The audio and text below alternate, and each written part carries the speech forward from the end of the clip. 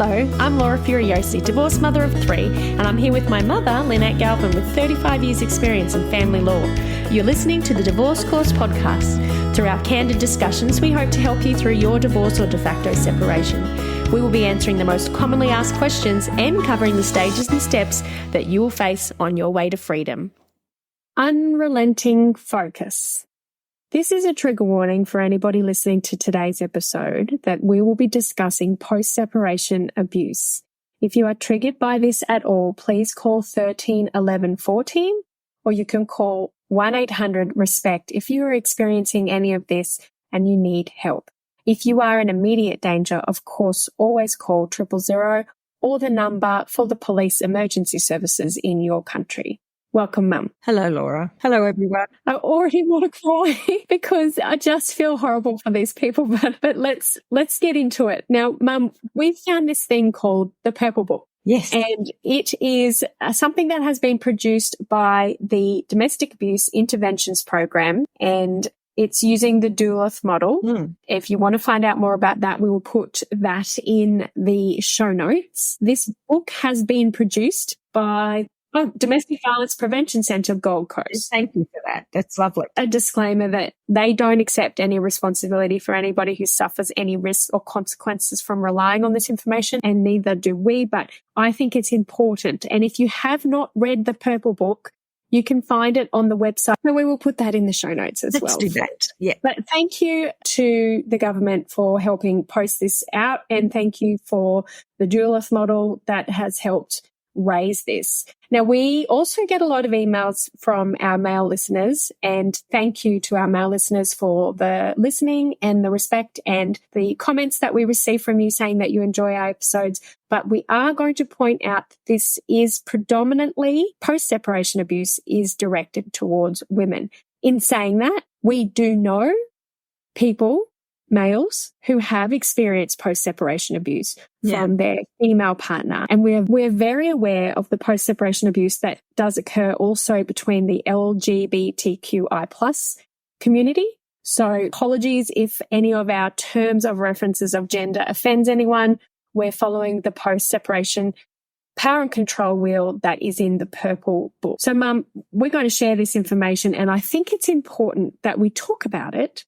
Yes. And I know we can't solve anybody's problems, but we can be there to talk you through what you might not realize is happening to you and what you may start to identify as a pattern. So, Mum, this wheel, if people want to download it, they can have a look. But it says prior physical, sexual violence, coercive, controlling behavior against the mother and the children. That's what's happened before, right? Yeah. And then there's a circle inside it that just says unrelenting focus on her. I don't think I've ever heard that described so well. Yes. That does seem like an unrelenting focus on her. And I know so many of you've written in and just feel like you are on this never ending treadmill, legal, emotional, psychological stuff you've got to deal with, a part-time job, a full-time job of dealing with this.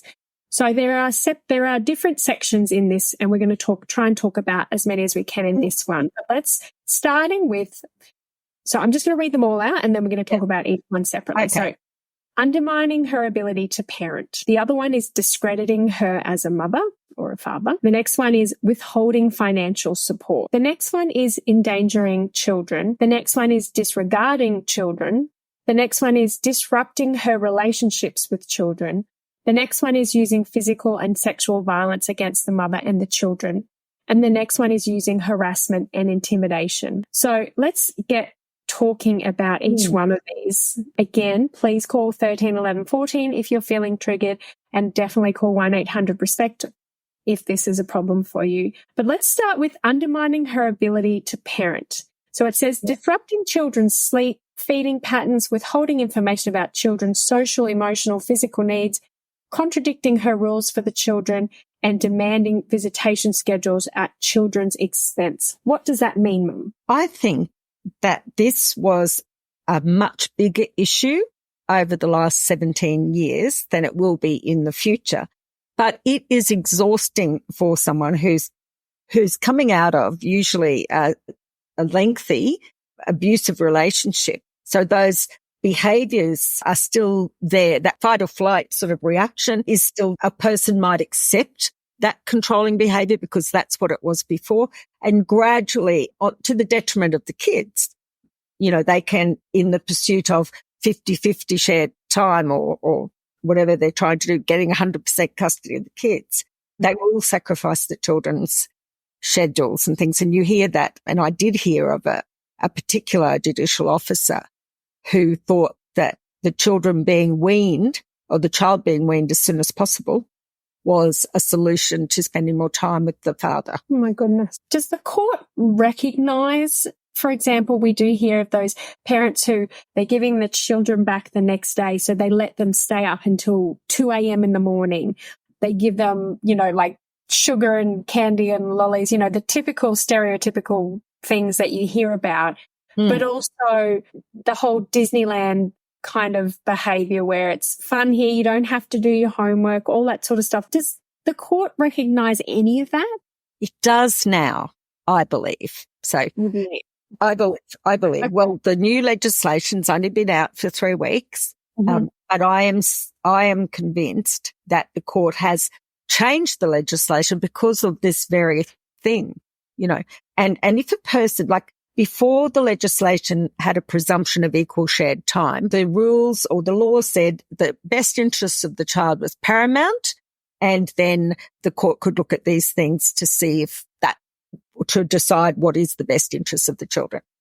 What changed and has gone away now was a period of time where there was a presumption of equal shared care, and the court, in my respectful opinion, just swept aside or disregarded these sort of little things, which when you look at that, undermining her ability to parent, I think actually is more like causing harm to the children. It's not undermining ability to parent. Disrupting their sleep and feeding patterns, that's basic care for a child, isn't it? Now, that on its own doesn't seem so bad. It may seem like you're complaining, oh, the dad let such and such stay up till midnight, or this. But when you look at it as a whole, when this whole circle, when we talk about the whole thing, it makes sense. So I do want to raise with everybody that there is an app. I think it was created in Victoria, and it's called ARC, ARCAPP. That's what you'd search in the Apple App Store. And we are not in any way linked to them. They don't know us. But if you are aware, it's a domestic violence resource where you can start to log these kind of behaviors. You're not telling anyone about it. You're not necessarily doing any of that. But what you can do later is print it out as a report and provide it to a lawyer to show this sort of behavior. Yes, because when you write down those things, they may seem petty. They may seem really nothing to complain about. But taken all together, you are definitely seeing a continuation of the abuse of the parent. And it's all about, now the court is making it, how do you feel? How did that make you feel? And if it made you feel a certain way, then it can go in ARC. If it made you feel diminished, frightened, bullied, put it in, no matter what minimal thing it was, because I've seen cases where it's just a look. It's just a look, and that's all that's needed. Yeah, let's go on to that next thing, using harassment and intimidation. So destroying things belonging or related to her or the children, using the children to justify breaking no contact orders, threatening and stalking her or the children, making his presence known whilst staying conspicuously outside the protection boundaries, abusing animals, using third parties to harass, threaten or coerce her. So again, sorry about the language, but it is predominantly women. So Mum, I feel sick just saying that. And I know a lot of people are probably experiencing this. This kind of behavior is hard to show. It's hard to prove. How do you write that? How do you say, so they destroyed, say they came back and the kids had AirPods or the kids had a backpack and the backpack's been broken or ripped up. Every time they go over there, their shoes get ripped. And how do you explain that? You just say it. You just have to say it, because I think the court, I was listening to a webinar from the court about Lighthouse Project and Everett's List, which if anyone is in the family court will know they will have been given a questionnaire about family violence, and cases that are identified as urgent will go through the Everett List. And the questionnaire is about feelings. So I think we're going to find a lot more openness of the court to infer the violence or coercive control of a woman if it makes her feel terrible. I can see that a lot of people use the children to justify the no contact orders, or they're standing just outside of premises, you know, and abusing animals. It's just, it does count. I mean, courts have now realised, or the law has realised, that abusing an animal is a good indicator of violence going forward. So this using children to justify breaking no contact orders. Now, I know it's going to be different in every state of Australia and in everywhere in the world. Can you use the children as an excuse to break an order? If the order says that they're not allowed to contact you except in relation to the children, then I have seen cases where they bombard a woman with emails or texts, and every single one of them mentioned the kids. And so I found myself in court with someone on the other side, and they said, but these are all, Your Honour, he's allowed to do this. This is pursuant to the order. And the judge was inclined to believe that point of view until I was able to, because I'd counted it up and printed it out in hard copy, counted up, and it was 1,500 emails in 30 days. So it's, so even then, that was a couple of years ago, the court would recognise that. And they're pretty quick to realise that there's bullying and so forth going on, and the children are just a byline if that's the way. So we've got an episode on documentation, so record keeping and the importance of that. And so whilst, again, you may feel silly saying, oh my gosh, he's or she's sent me this message and added the children in at the end to make it seem like it's okay, you can put that in and keep a record of that.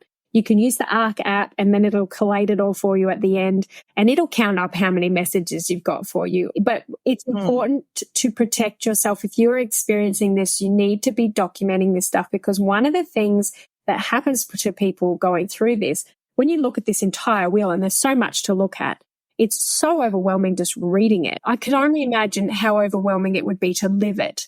And the last thing you're going to be thinking of when you receive an email from them harassing you about something, vaguely pretending it's about the children, is, oh, I better put that, write that down. And so when you do go to the police, if you did go to the police, they're going to say, oh, well, what's the big deal? You're not going to be able to eloquently say it. But if you, like Mum said, have said, well, actually, in the last 30 days, I've received 50 emails, that would make a bigger impact. Is there anything else you want to say about that intimidating and harassment, Mum?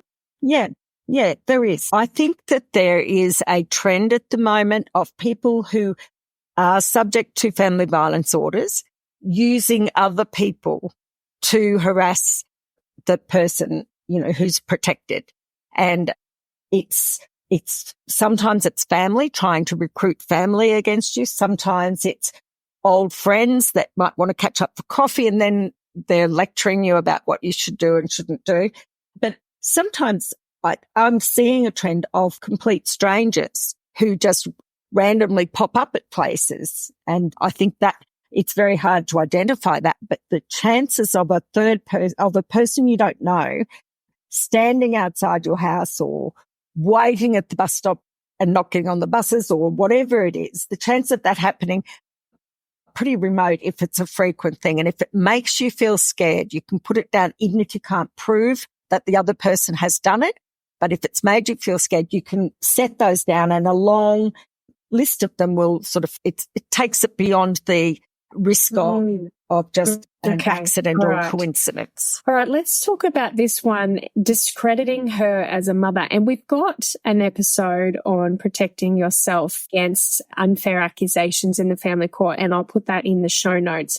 But it says using her status against her sexual identity, immigration, race, religion, education, income, inundating systems with false accusations of bad parenting, cheating, using drugs, being, in inverted commas, crazy, exploiting the children, need a father to gain sympathy, isolating her from her family, friends, practitioners, and other supporters. So you've already named it there, Mum, mentioning the family and friends. So there's a big issue there, I guess, because people forget that. I do feel like some people forget, and I'm a mum. And I know you have to continue taking the kids to see the GP. You have to continue to take the kids to go to school. It's not like your life stops. You've got to continue living. And that discrediting, that's something that can continue after separation. Yeah. And this allegation that you're crazy, getting to people in authority first and trying to line them up onto their side. You often see that. So what strategies can people put into place, Mum, to protect themselves from that? It's very hard. And I mean, people are quite gullible, and it is the case that sometimes people in authority will take the side of the person who's most forceful. And of course they can say you're crazy and poison the well, so to speak. So by the time you get there, they're looking at you going, oh yes. And then anything you say plays into their narrative by accident. One thing that's not mentioned there that I wish was mentioned there is that if you've been in a close relationship with someone and you thought that was forever, and you've told them things that happened to you as a child or your childhood things, it is awful to see the way that people will exploit that, put it in material, tell everyone else. And I've seen one, I'm going to tell your mother you're gay if you don't do this, this and this, all sorts of things. So it's also using against you the stuff they've learnt about your past related. So they might say, oh, she was from a broken home, therefore she can't parent properly. Or she was sexually abused as a child, she's at risk now. Yeah, and it makes sense if you're coming out of a coercive controlling or, a domestic family violence situation, you're probably not going to be in your best headspace. And you may come across disheveled or, nervous, anxious, and they may try and point to that as some sort of example of you being crazy. So Mum, really this discrediting situation that happens, and it generally they're usually trying to do it in court as well, are they not? And it's to try and say, well, look how crazy this person is. Yeah, dogmen to Centrelink. All those things, just throwing things from outside into their lives, making an impact, making you feel their presence. So your best defense for that is to keep emotionally strong. If you can, get some counselling. Back up what you're saying with documentation. And I know in the early days, particularly if you haven't yet been to court, that sometimes their lies seem to be winning against your truth.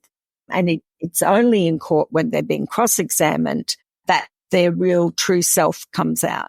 I mean, good, manipulative and controlling people, like the ones who do it very, very well, have done it all of your relationship and will not stop just because you're separated. And they know your Achilles heel is the kids usually, and they're happy to sort of, I guess, spoil what the children want in order to hurt you.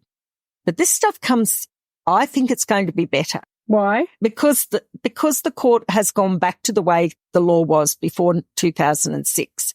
And in that case, 2006, before then, the court could just have a look at all of the factors about the interests of the children. And the kids can talk now, or must talk actually, to the ICL, independent children's lawyer, unless they're under 5. The independent children's lawyer should talk to them and should make the kids' wishes known to the court. So, those sort of things, the kids can properly relay what's going on in the world rather than having to pay for a family report. So I think gradually the law is much closer to what it was back then.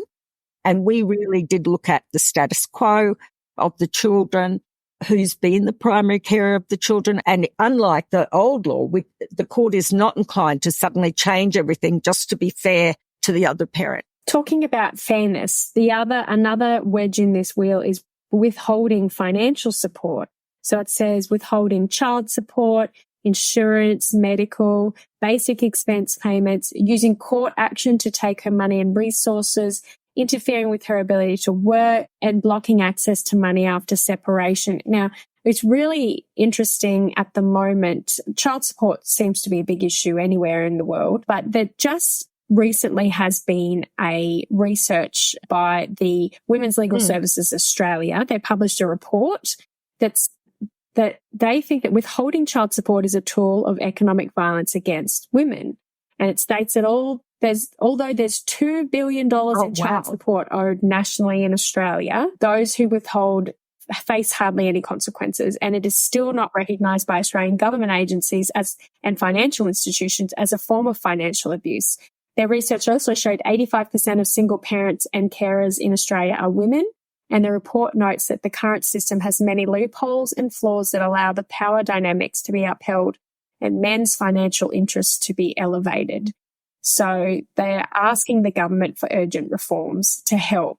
And I know that current government has mentioned that they're looking into reforms for child support, but that withholding financial support, what can people do about it? What can a listener do who's maybe their ex is in like $20,000 child support arrears, or they have to go and take their child to do something and they ask their ex for money and they're like, no. What can they do, Mum? It's very hard, isn't it? We have a situation in Australia still where, as far as I know, the banks, when they're working at borrowing capacity for a woman, will not take into account any child support she's supposed to receive because they don't expect it'll always be paid. But then on the other hand, if a person is applying for a mortgage and it's the person who pays child support, they will put child support in as an expense of theirs. But what's happening is there's money not finding its way over, $2 billion not finding its way to the kids. It's hard to know. It's hard to know. With child support, you can apply in Australia for a review of child support, look carefully at the grounds. It is something I know that's tricky, and you've got to grit your teeth, but have a look and see if they're manoeuvring their income. Can you put that in one of the 8 or 10 categories now for child support? Does the family court care if there is a child support lack of payment? Does the family court looks like what are the repercussions if you're in family court and they see there's a child support debt? Well, that's terrible. That's going to give you in property settlement. It'll make them inclined, because past behaviour indicates future behaviour, to give the mother an extra share of the property because of the father's dilatory behaviour in paying his child support. However, hands up everyone who have found that their child support arrears are miraculously paid 2 or 3 days before court, so that they can say to the judge, oh no, they're paid. And the court's not silly. They see this over and over and over again. So it forms, like, from the point of view of who's got the children's best interests at heart, it's a big negative if a person is not paying in their child support. So it is going to come into play for when they're deciding where the children should live, who should spend what time with the children. They are going to see that as not paying child support as a big negative against the person who should be paying. So you'll see that is pretty quickly pointed out in any court proceeding. And if you are desperate, you can go also for urgent spousal maintenance or alimony. So there's urgent spousal maintenance claim is one. If you've got, and for goodness sake, check your insurances regularly, because if they say they're paying it and they don't, you could get into a lot of bother because if your medical insurance, for instance, lapses.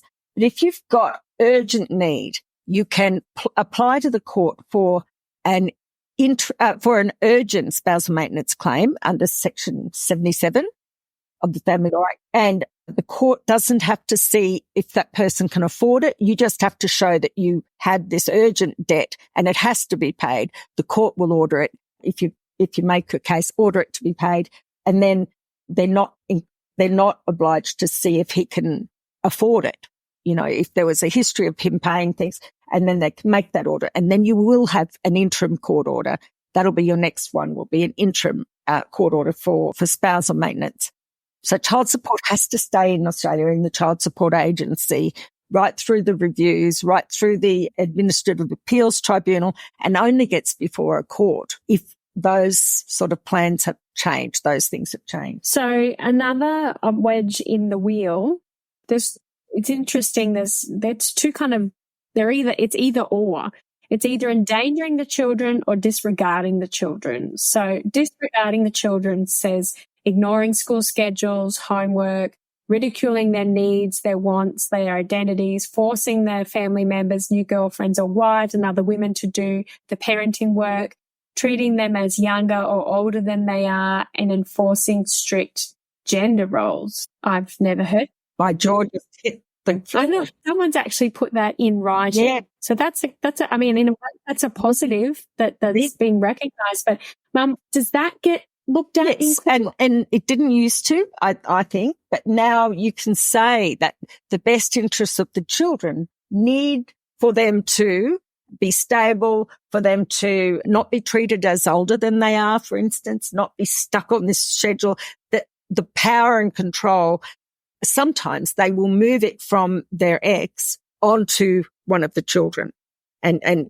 use that coercive control. And of course they engage allies like their new girlfriends and other members of your friendship group to also, I guess, support them in caring for the kids. They'll drop the kids off at a girlfriend's place or they drop them off at the parents' place. And it's not about having the children themselves. It's about stopping the mother from having the children.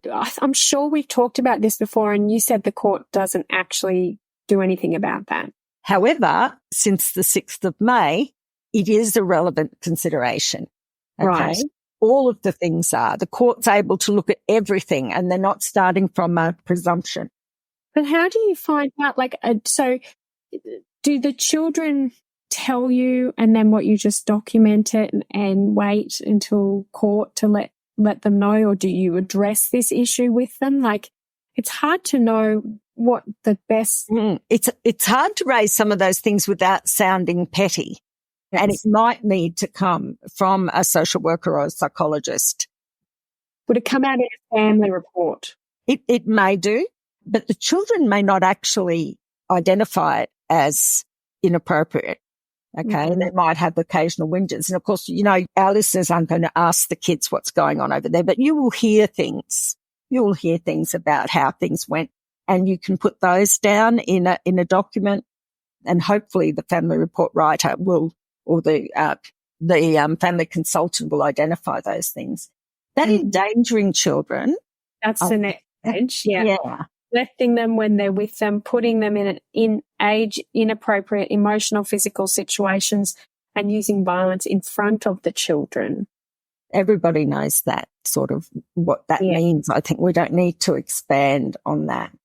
Could you take the children to the police? Like, if your child comes back and tells you that, do you just sit back and wait for the family court to do something, or should you go to the police? Well, if they're being neglected or being put in age inappropriate emotional, physical things, or using violence in front of the children, I think your first step is to work out whether they should be spending time with the father or not. Okay. If you've got a court order, you might not be in a position to, flout that court order or break that court order, but you can record what happens, document it. The violence, of course, is something that the police can be told about. But we all know there's such subtle things. It's weird, but generally it's just they don't have the children's welfare at heart. They have hurting the mother at heart. Okay, and then that gets on to the next one, which is disrupting her relationship with the children.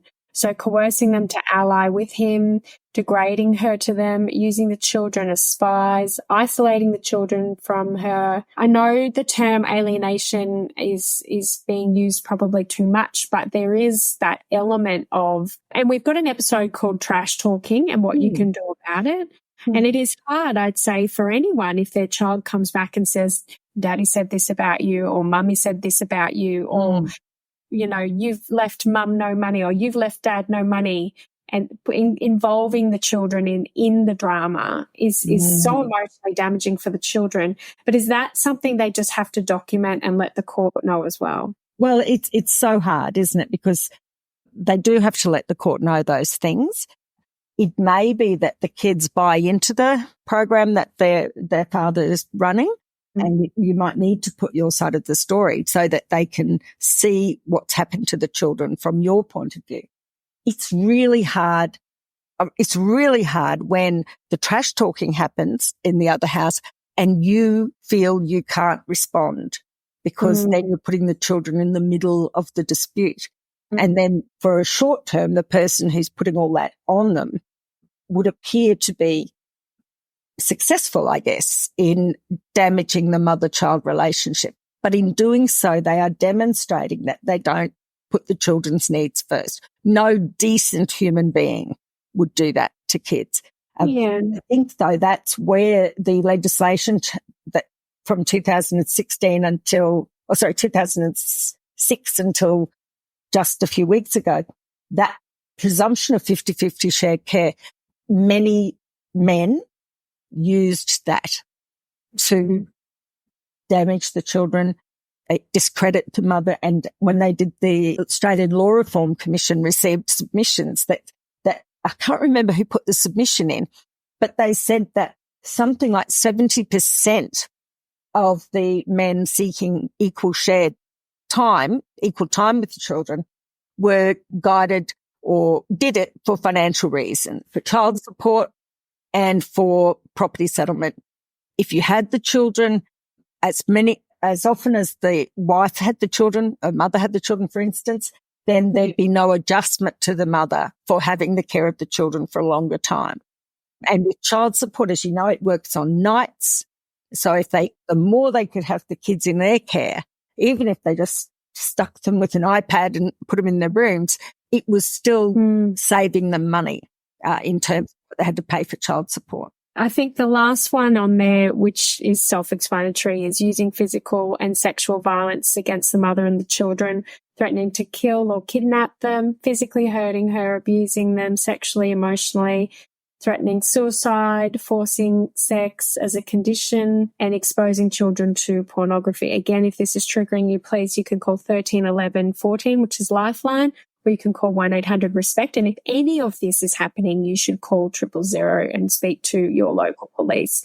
But that kind of behaviour, 100% you need to get a protection order and a safety plan in place. And that's what the book, the Purple Book, which I strongly recommend if anyone is experiencing this to download, it has safety planning considerations after you've left. So it gives you a list of the things that you need to consider moving forwards. There's accommodation options that you can look into. It talks about the legal protections.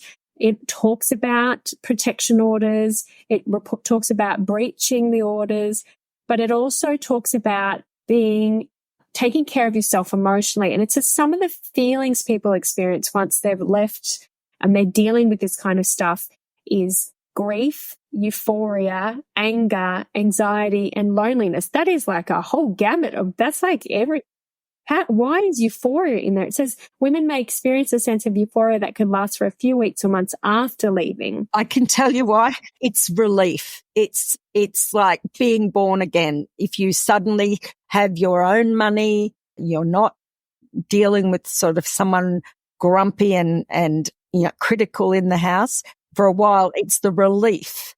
It's the massive relief. But it does say then it can be followed by anger or depression due to new challenges experienced, because it is sometimes not told to people. They say, get out, but they don't talk about this abuse that continues after separation. So there's some really great tips in there on how to continue to take care of yourself. I really, really strongly recommend anybody to go to this. It's got amazing links to help anybody going through this, whether you're in another country or not. You can at least have a look at it. But, Mum, I think when it comes to post-separation abuse, and we have done a 2-part episode where we've gone in depth into another model and we've talked about it. And I've just mentioned a lot of episodes that just deal with just one wedge of those each, that you may go into the show notes, go to thedivorcecourse.com.au/blog, find this episode, then go to the show notes, get the link for the episodes that we talked about that are relevant to you. But I feel like this is even though that was just absolutely horrific to read, I feel like this is giving hope in a way that people are noticing. People are aware that this is happening, that it's in a book. Someone's written it down and they've printed it out and they're handing it out at places. So that's a very good sign that you're not alone and that it is recognized behavior. But when it comes down to legally showing it, you can't just go, he does this, this, and this, and this. You have to say, he did this on this date. He did this on this date.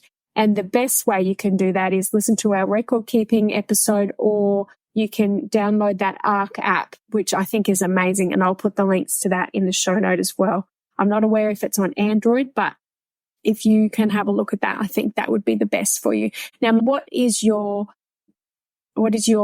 mum talk for anybody listening today who is probably just, if they're listening to this, are going through a pretty rough trot? Yeah. Well, my dears, this is the first time in history of the family court that coercive control has been properly recognised. And the things that are in that will, you can say those things with confidence now because you will be believed. You set your dates, what happened, and you will be believed.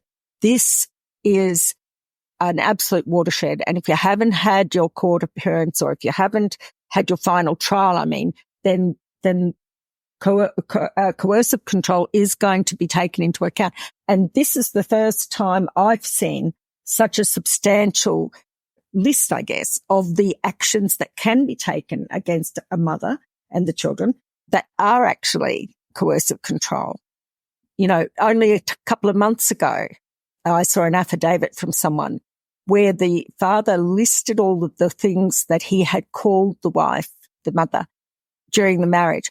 And it was completely disregarded by the court because he was just, but I never hit her, he said. Now, if he were to list those things again, or if the matter was coming up for trial now, the court will see that for what it is. So coercive control, you know, it's not like, here's my bruise or here's my broken bone. But I think it's been recognised now as something that you need to be protected from. Yeah.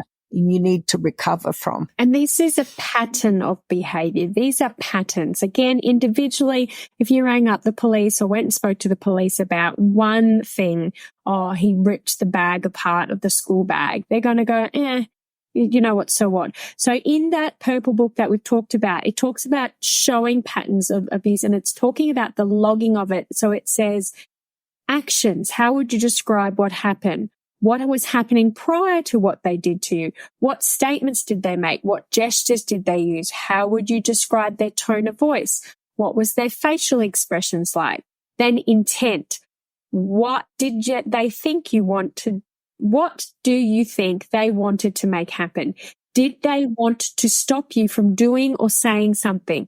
Did they want to make you do or say something? Beliefs. What did you think they believe or think that supports them to be okay with what they did to you?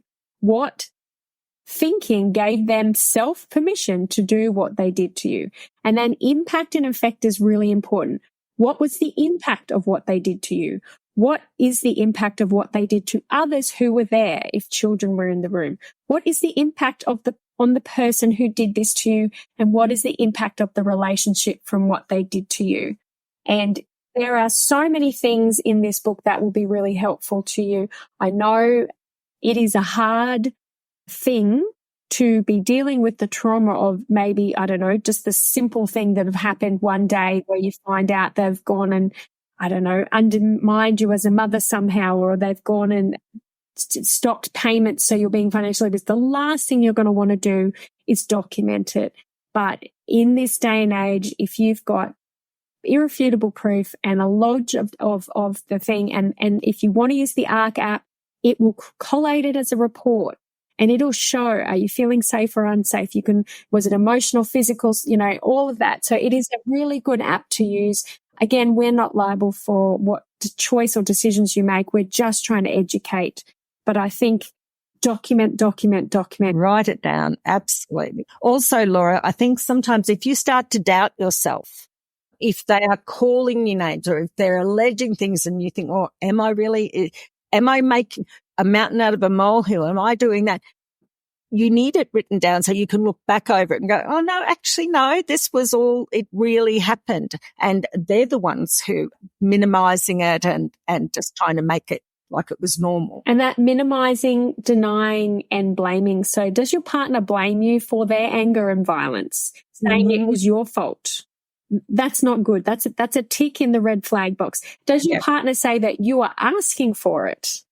Does your partner deny using violence afterwards and say it was all made up? And does your partner say that it wasn't that bad? So that kind of stuff is part of the power and control and pattern of abuse. So really write it down and reality check. And can I recommend to our listeners, Jess Hill, Jess Hill, Hill. She's written extensively on coercive control, and I think it's thanks in a very large part to her work that this concept of coercive control has been, taken on board by people and the court. And it is the most dangerous form of abuse. So be careful. We are, Jess Hill's book is... Yes, See What You Made Me Do. SBS show as well. I think we'll put links to those in the show notes as well. Yep. We're not trying to scare you. What we're trying to do is to prepare you. So go and have a look on our website, thedivorcecourse.com.au/blog. You can look at the post-separation abuse. We've got a whole bunch of episodes on it. I just wanted to raise awareness to this purple book. I'm absolutely gobsmacked that it's written in words. I'm happy that it's being named, and that's the start. Yeah. That's the start, isn't it, Mum? Yeah, it is. It is. So it absolutely you are not alone, and there are others that have gotten through this, and there are others that are going through this, and there are people out there who will help you. And the best number you can call is 1-800-RESPECT, and get your lawyer across this. And if your lawyer doesn't know about this kind of stuff, give them the purple book. And then that hopefully the lawyer can get a better head around this post-separation abuse. But Mum, I want to thank you for your time. And again, anyone, if this has triggered you, please, you can call Lifeline 13 11 14. And of course, we're always here for you guys. If there's anything you'd like us to discuss in a podcast episode, if you want to recommend anything to us that you've heard of that's working really well, you can send us an email at thedivorcecourspodcast@gmail.com. Bye, Laura. Bye, everyone. Thank you, Mum. All right. Take care, everybody. Bye. If you found this podcast helpful, we'd love it if you could rate, review and subscribe. By doing so, you are spreading the word to help someone else just like you. Lynn would like to remind you that this podcast is general advice only, and you should always get legal advice in relation to your particular situation. And remember that the Australian laws may have changed since recording.